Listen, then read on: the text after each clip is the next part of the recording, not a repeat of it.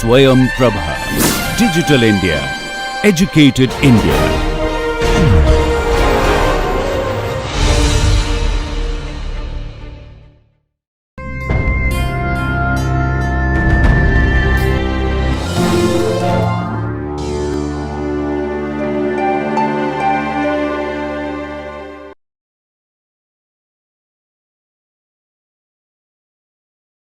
Parts of the application.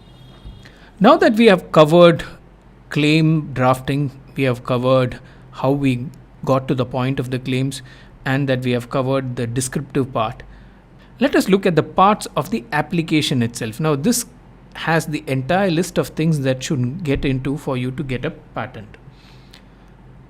Now there has to be a title. We had seen this.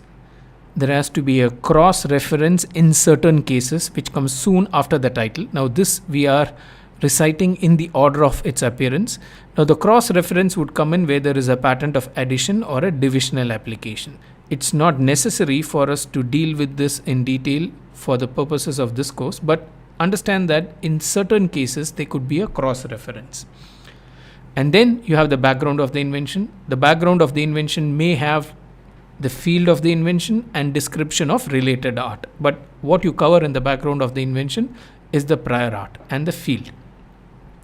Then you have summary of the invention, which we call it as a brief summary of the invention, and then you could have brief summary of the drawings. Now in a case where there are drawings, say in the case of a mechanical invention there could be drawings, so you have the brief summary of the drawings.